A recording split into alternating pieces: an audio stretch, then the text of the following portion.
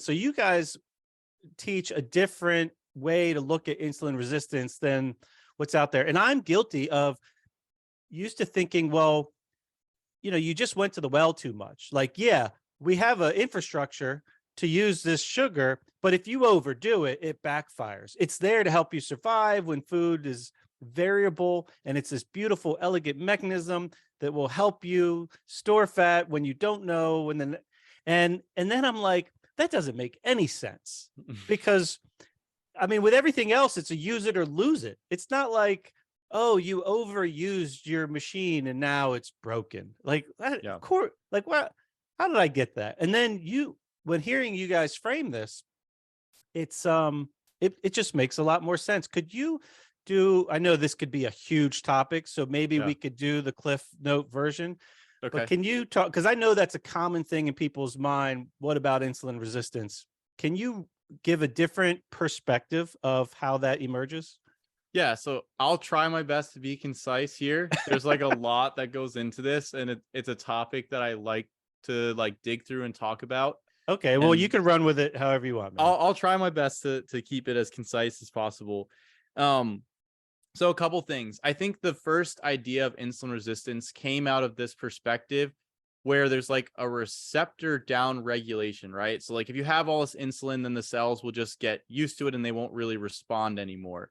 And so you see that with some neurotransmitters in the brain. Like if you take a ton of drugs that agonize the dopamine receptor or release tons of dopamine, you can get this down regulation in those dopamine receptors. But this is not necessarily comparable to what goes on with insulin. So I think it's also, so that's the first piece, is it that the idea that it's just you have all this insulin and that carbs are signaling insulin and then your cells just become resistant to it because it just happened too much isn't really reality. Like that's not really bore out into the research very much.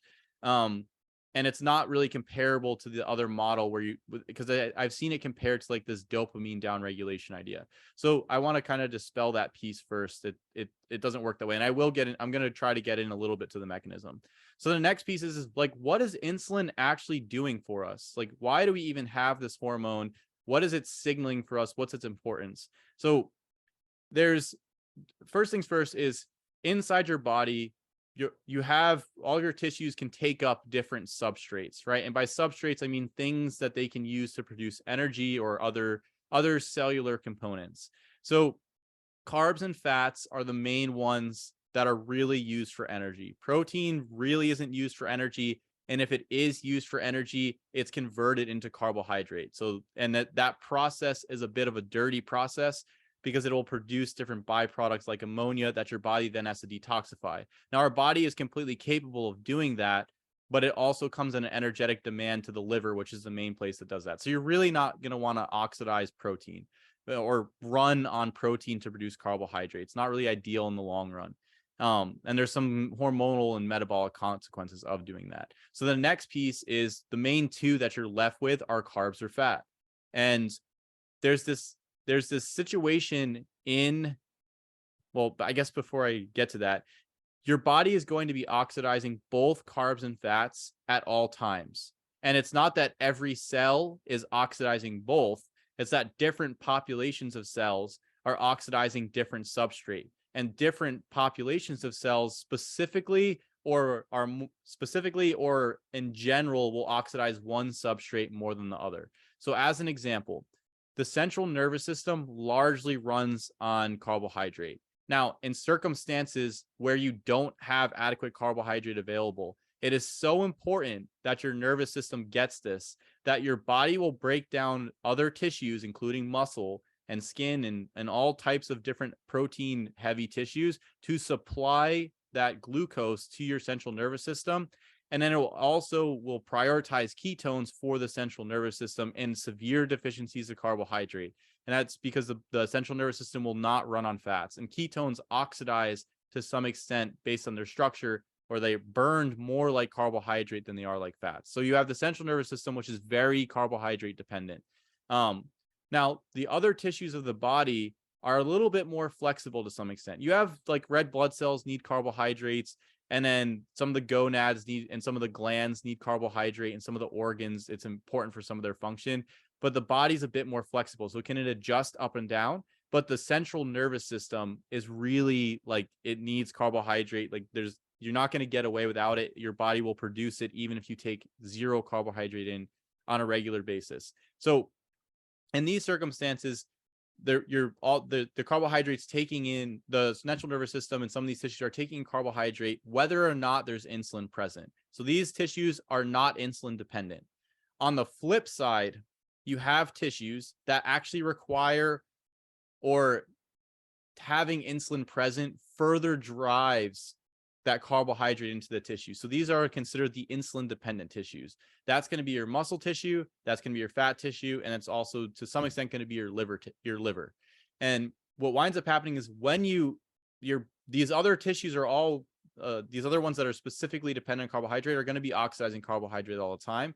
When you take in this exogenous carbohydrate, that insulin is a signal. It's an anabolic signal, not just for fat tissue, but for tissues in general, to say, hey boys, it's a party. We got all this. Who brought the beer, right? Like we got all this substrate available. And so insulin is saying, hey, insulin dependent tissues, you guys aren't necessarily as important as these other tissues that always need carbohydrate, but we have this overflow, not in the sense that you're eating too much, but we have enough to give you guys some too. So you upregulate insulin, and then insulin gives it to these other tissues. Your liver glycogen can be refilled, your muscle glycogen can be refilled. You start to store some body fat, or you can move into body fat. Now, something to keep in mind is the carbohydrate itself doesn't, like, even like the fructose idea doesn't like rapidly produce fat like is perpetuated in some of the spheres. The ability to actually produce fat from fructose is actually quite low, and it would take quite a while to build up a significant amount. So that's a separate issue in terms of like obesity or diabetes, and I'm going to get to that, I promise. So insulin's context is it's a signal that you have carbohydrate and that you're in this anabolic state. You have a lot of energetic substrate on board in the form of carbohydrate. Now, on the flip side with fats, the fats will usually for these other tissues wind up being the default kind of substrate when carbohydrate's not available. So it's kind of like a signal of like, if you're only running majorly on fats, you only have exogenous fats, that you don't really have a lot of substrate available. And the reason why is, even if you were fasting, your body is going to run largely on fats. And a lot of tissues are going to shift over to fatty acid oxidation. And this is to spare that carbohydrate for the central nervous system. So fats are more of a signal that like, hey, we don't have a lot of, we're not having a party here. Like we don't have a lot of this substrate, this carbohydrate substrate available. And so you're not getting that insulin signaling when you have a lot of fats. So this is just context for the difference between carbs and fat, and then also like why do we have this insulin signaling. So that's kind of like the foundation I want to lay there really quick. Now, next piece with the fats is anytime you're under stress, if you're releasing cortisol, glucagon, adrenaline, you're releasing mostly fats, and then you're driving further fat oxidation. So the stress state is characterized by increased fat oxidation. And these states like diabetes are actually characterized by increased fat oxidation, impaired glucose oxidation, and decreased energy availability at the cell. And a lot of these stress hormones can drive that diabetic profile because they upregulate that fatty acid oxidation. And so the key piece that I'm going to get to now is that the cell, an individual cell, cannot oxidize carbs and fat at the same time. It has to oxidize one substrate. And the oxidation of fats will impair the actual oxidation or burning of carbohydrate. It'll stop the carbohydrate from coming into the cell. So when you're under stress or you're heavily oxidizing these fats, you won't oxidize carbohydrate effectively. And what winds up happening is you have two circumstances with this diabetic state, because the idea of diabetes, like, oh, you have high blood sugar, so it's a carbohydrate issue. And it's what I'm getting at too, is that this high blood sugar state is a function of this issue with oxidizing the glucose at the cell. And a lot of the cells are actually driving fat oxidation instead. The other thing that's going on is the liver is sensing this to some extent and is pushing out more and more carbohydrate. It has this glucagon is upregulated. Some of these stress hormones are upregulated, and it's pushing out more and more carbohydrate, even if you take carbohydrate in. So that's a dysfunction, because usually if you were going to take carbohydrate in, the liver would stop putting out carbohydrate. That glucagon production would be lowered. So you're in this weird state with diabetes or impaired glucose tolerance or insulin insensitivity. You're in this state where you have this carbohydrate available, but your ability to use that carbohydrate is impaired, and the body gets the sense that that's going on, and it's still putting out that carbohydrate from the liver.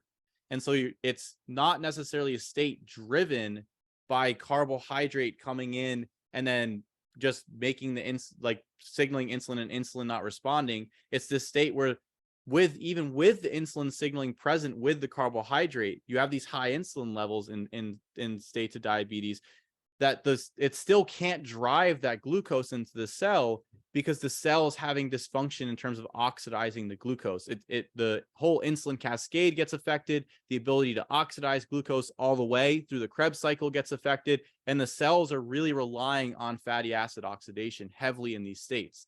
And so you see that with the stress state, you see that with the diabetic state, you see that with starvation, you see that with fasting, that the fatty acid oxidation is all getting upregulated across these states. And then that fatty acid oxidation is what's driving this glucose intolerance, because these cells can only oxidize that singular substrate at one time.